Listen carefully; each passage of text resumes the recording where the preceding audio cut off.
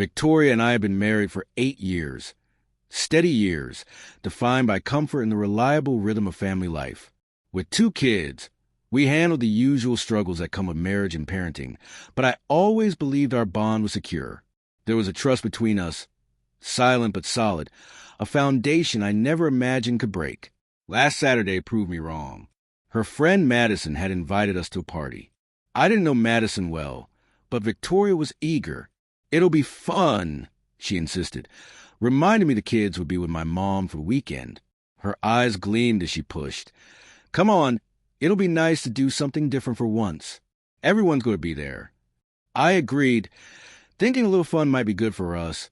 Some laughter, some drinks, a break from routine.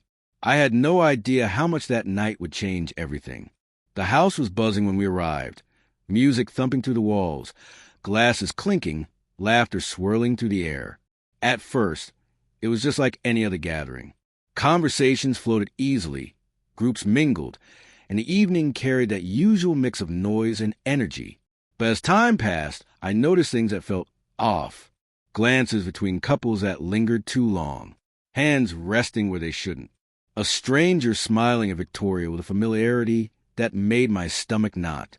She returned his look with a small curve of her lips, and something inside me twisted. "Hey, Grayson," she teased, nudging me. "You look way too serious. Here, have a drink." She passed me a cocktail, her smile effortless. I took a sip, stronger than I expected, and tried to brush off the unease pressing against my chest. Maybe I was overthinking. Then came the announcement. Madison's husband, Joe, tapped his glass for attention. "All right, everyone, time for the raffle." The crowd erupted in cheers, and Victoria's face lit up. Confused, I leaned in. "What raffle?" I whispered. Joe lifted a large glass bowl, grinning. "Ladies, drop your keys in. Gentlemen, pick a set at random. You'll be spending the night with whoever they belong to. No strings attached."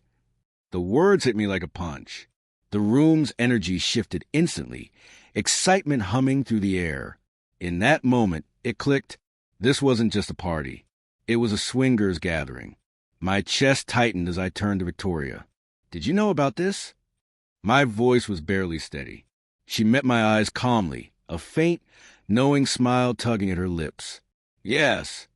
The floor seemed to tilt under me. "And you didn't think to mention it?" She shrugged, her tone casual, almost dismissive. "I knew you'd react this way, that you wouldn't be open to it, so I didn't say anything."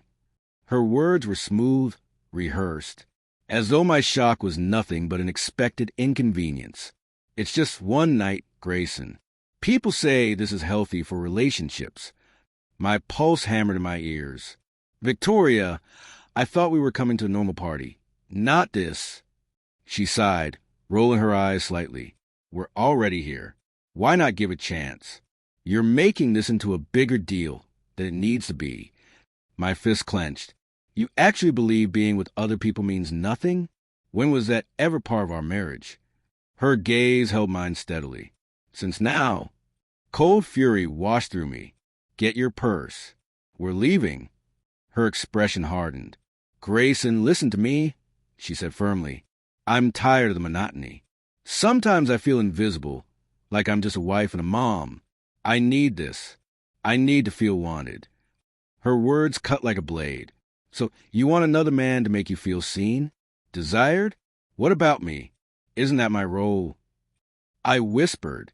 She hesitated, then turned her eyes away. "It's just tonight. It doesn't mean anything." I exhaled sharply, fighting to keep control. "And you expect me to go along with this?" Her gaze locked back on mine, unwavering. "You don't understand. This isn't about love. It's just one night, a way to shake things up." Disbelief surged through me.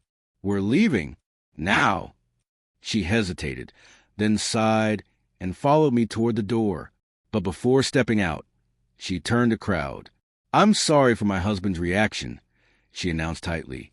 "I'd like to stay, but I guess it's best if I go." The drive home was thick with silence. When we finally pulled up to our house, she spun toward me, her face flushed with anger. "Do you have any idea how embarrassing that was? We'll never get invited again." I let out a bitter laugh. Embarrassing? You humiliated me, Victoria. You didn't even tell me you planned to sleep with someone else tonight. You could have picked a woman, she snapped back. We both could have found something we liked. I don't want another woman, I said, my voice raw. She crossed her arms, frustration spilling over. It was one night, Grayson. After everything we've been through, is that really too much to ask? Yes, it is. My grip tightened on the wheel. She shook her head, exhaling sharply. You're blowing this out of proportion. Tomorrow I'll be back with you, and none of this will matter. I turned, my voice ice cold. No, Victoria. If you walk through that door tonight, I won't want you back. A small, defiant smile tugged at her lips. See you in the morning, Grayson. I drove off, leaving her standing there. Part of me wanted her to call, to realize her mistake, to beg me to turn around. But the phone stayed silent. By the time I got home, heartbreak and rage were twisting inside me. I grabbed a suitcase, tossing clothes into it without thought. Then my phone buzzed. Her name lit up the screen. Reluctantly, I answered. Hey, she said casually. Just checking in. I ended up with someone. I think his name's Sebastian. We're heading upstairs now. The air rushed from my lungs. Are you seriously calling to tell me this, Victoria?